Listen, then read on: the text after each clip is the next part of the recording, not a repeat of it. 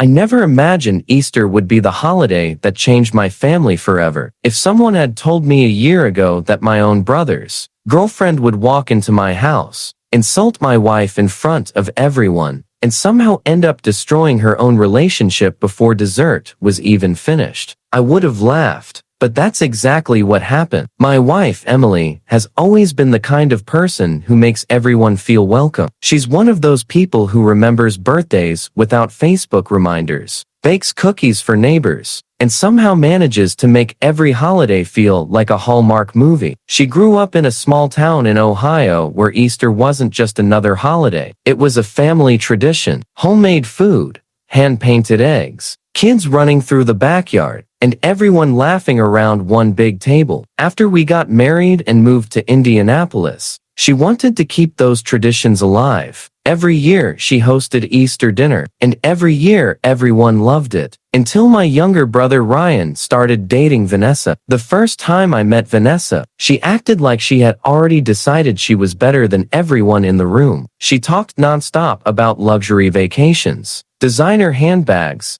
expensive restaurants, and how normal people settled for average lives. Ryan changed almost overnight. The brother who used to wear jeans and hoodies suddenly acted like he belonged in some reality TV show. He started correcting people's grammar, making comments about their careers, and pretending he knew everything about everything. Emily always smiled through it. Maybe she's just nervous, she'd whisper whenever Vanessa said something rude. I wasn't convinced. People who are nervous usually apologize. Vanessa never did. When Easter rolled around that year, Emily spent nearly 2 weeks preparing. She planned the menu, decorated the dining room with pastel flowers, baked her grandmother's carrot cake from scratch, and even hand-painted little name cards for every guest. The night before Easter, I found her sitting at the kitchen table, surrounded by ribbons and baskets. "You don't have to do all this," I told her. She smiled. "I know. Then why do you?" She looked at me and shrugged. "Because family should feel like family." Looking back now, that sentence hurts. Easter morning couldn't have started any better. The weather was perfect. The kids were laughing outside. The smell of ham and fresh bread filled the house. For a few hours, everything felt normal. My parents arrived first, then my Aunt Linda and Uncle George. Around noon,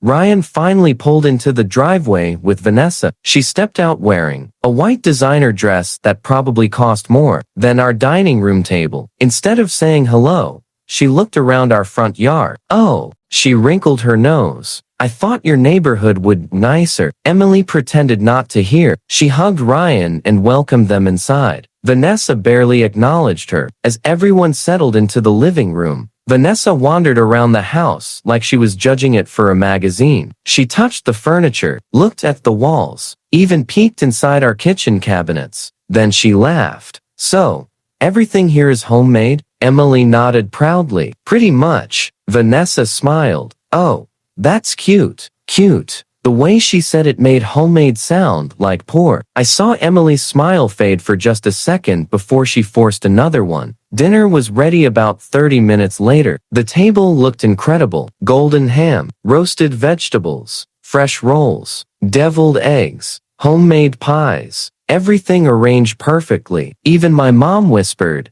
"Emily, this is beautiful." I thought maybe Vanessa would finally keep quiet. Instead, she looked at the table and actually laughed out loud. "Oh, my God." Everyone stopped talking. She picked up one of the handmade place cards Emily had spent hours making. "Did you seriously make these yourself?" Emily nodded. "I thought they'd make the table feel more personal." Vanessa giggled. "They definitely look personal." Nobody laughed. The room became painfully quiet. Ryan should have stepped in. He didn't. Instead, he smirked. Vanessa wasn't finished. She pointed toward the carrot cake. "Please don't tell me that's homemade too." Emily answered softly, "It is." Vanessa shook her head. "I guess that's one way to save money." I felt my hands clench under the table. Before I could say anything, my mother cleared her throat. "Emily worked very hard on this dinner." Vanessa shrugged. "I'm just being honest." Then came the comment that crossed every line imaginable. She looked directly at Emily and smiled. I just think holidays deserve professional food, not something that looks like it came from a church fundraiser. Silence. Complete silence. I looked at my wife. She wasn't angry. She looked embarrassed, like someone had taken something she loved and crushed it in front of the people she cared about most. I stood up. That's enough. Ryan immediately frowned. Dude,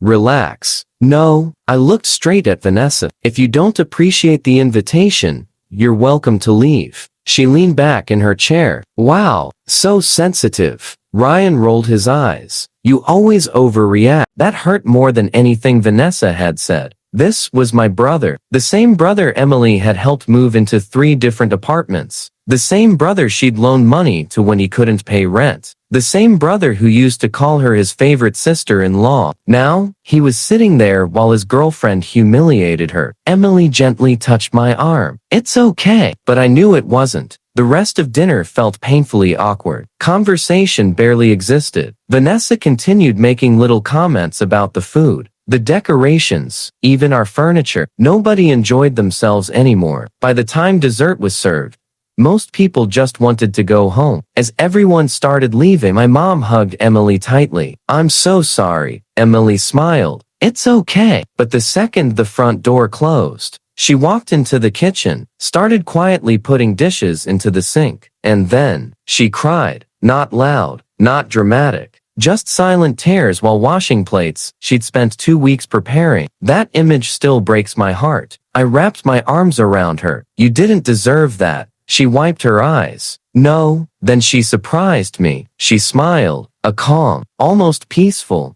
smile. You know what? What? I'm done trying to earn respect from people who've already decided I don't deserve it. I asked what she meant. She looked out the kitchen window toward Ryan's car, disappearing down the street, and she said something I would never forget. Sometimes the best revenge isn't yelling. She paused. It's letting people expose themselves. At the time, I had absolutely no idea what she meant. But 2 weeks later, Vanessa would walk into a charity gala expecting applause. Instead, she would leave in tears after my wife revealed one secret that changed everything.